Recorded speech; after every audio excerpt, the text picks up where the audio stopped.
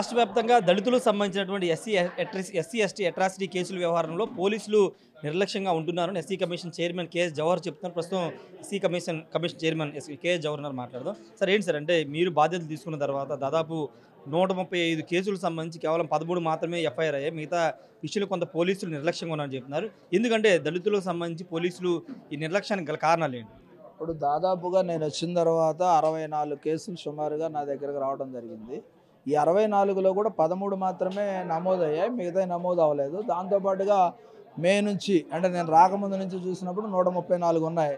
ఆ 134లో 40 వరకు మాత్రమే కేసులు నమోదు అవడం, మిగతా అన్నీ కూడా కేసులు కూడా కట్టకుండా పోలీసులు విచారణ చేయట్లేదు, కేసులు కట్టలేదు. విచారణ చేసి ఆ కేసులు కట్టి సత్వర న్యాయం దళితులకు చేయాలనే దాని మీద ఈరోజు మీ ద్వారా వాళ్ళకి తెలియజేద్దామనే పిలవడం జరిగింది. ఎస్సీ కమిషన్ ఎలాంటి భరోసా ఇస్తుంది? ఎందుకంటే దళితులు గ్రామాల్లో అక్కడ స్థానికంగా ఉన్నటువంటి పొలిటికల్ ప్రెషర్ కానీ లేకపోతే అగ్ర వర్ణాల వాళ్ళ బెదిరింపులు కానీ భయపడి ముందుకు రాలేని పరిస్థితి చాలా సందర్భాలు మనం గమనించాం. ఇప్పుడు ఎస్సీ కమిషన్ ఎలాంటి భరోసా ఇస్తుంది? అలాంటి వాళ్ళు నేరుగా వచ్చి మిమ్మల్ని కలవచ్చా, ఫిర్యాదు చేయవచ్చా? ఏ పార్టీతో సంబంధం లేదు. దళితులకు ఎవరికి అన్యాయం జరిగినా నేరుగా నన్ను కలిసి సత్వర న్యాయం పొందడానికి ఈ కమిషన్ బాధ్యత తీసుకుంటుంది. దాంతోపాటు వాళ్ళందరికీ కూడా ఒకటే మనం చేస్తూ ఉన్నాం, కమిషన్ మీకోసం ఉంది. ఈ ప్రభుత్వ లక్ష్యం కూడా ఎక్కడా కూడా వివక్షత అనేది లేకుండా ఉండాలని, అభివృద్ధి సంక్షేమం కూడా వాళ్ళకి అందాలని, అందే క్రమంలో కానీ వాళ్ళకి హక్కులకు సంబంధించి కానీ అగ్రవర్ణాలకు ఎవరన్నా ఇబ్బంది పెడితే నేరుగా కమిషన్ సంప్రదించవచ్చు. పోలీసులకు కూడా ఆదేశాలు ఇవ్వడం జరిగింది.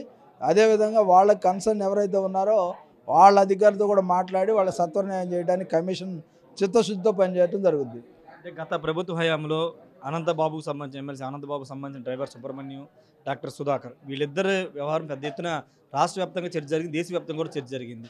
అలాంటి కేసుల్లో ఇప్పుడు ఆల్రెడీ ముప్పాల సుబ్బారావు రాష్ట్ర ప్రభుత్వం నియమించింది లాయర్గా.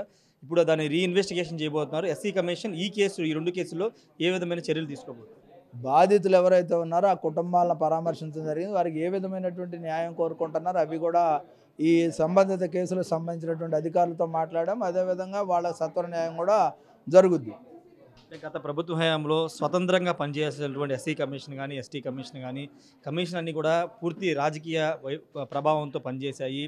బాధితుల పక్షాన్ని నిలబడకోకుండా పొలిటికల్ లీడర్స్ ఏం చెప్తే అది చేశారని ఒక ఆరోపణ ఉంది. ఇప్పుడు మీరు ఏ విధంగా ముందుకు వెళ్ళబోతున్నారు? మీ మీద రాజకీయ ఒత్తిళ్లు వస్తే మీరే ముందు? రాజకీయ ఒత్తిళ్లు వచ్చే అవకాశం లేదు. ఎందుకంటే నేను పార్టీకి కూడా పూర్తిగా దూరంగా ఉన్నటువంటి పరిస్థితి. ప్రభుత్వ లక్ష్యం నెరవేర్చేటటువంటి క్రమంలో పూర్తిగా భరోసా ఇవ్వగలను.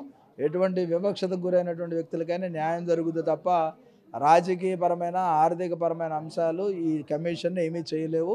ఈ కమిషన్ స్వతంత్ర ప్రతిపత్తి కలిగిన కమిషన్. ఫైనల్ కూడా చెప్పండి, ఎస్సీ కమిషన్ చైర్మన్ మీరు రాష్ట్ర వ్యాప్తంగా పర్యటించబోతున్నారా?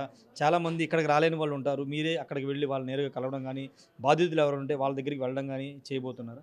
సెప్టెంబర్ నెల నుంచి అది ప్రారంభమవుతుంది. ఎందుకంటే బ్యాక్లాగ్స్ విషయంలో కానీ, ఎంప్లాయ్మెంట్కి సంబంధించి కానీ, రూల్ ఆఫ్ రిజర్వేషన్ సంబంధించి కానీ, అదేవిధంగా ఈ అట్రాసిటీకి సంబంధించి కానీ వీటన్నిటి మీద ఖచ్చితంగా ప్రతి జిల్లాకి, ఎందుకంటే 25 జిల్లాలు ఉన్నాయి, 25 జిల్లాలు కూడా పర్యటించడం జరుగుతుంది. మొదటి రోజు రివ్యూస్ జరుగుతాయి, రెండో రోజు బాధితులను కలవడం జరుగుతుంది. ఇవన్నీ కూడా సిస్టమ్ ప్రకారం వెళ్తాం.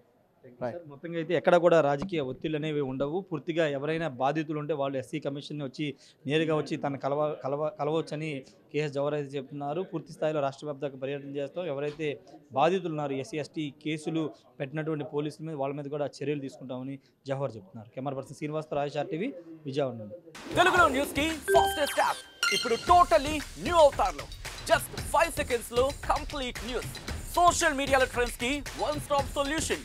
Live TV app voice search ఆప్షన్తో ఇప్పుడే డౌన్లోడ్ చేయండి లేదా అప్డేట్ అయిపోండి. యాప్ లింక్ డిస్క్రిప్షన్లో ఉంది.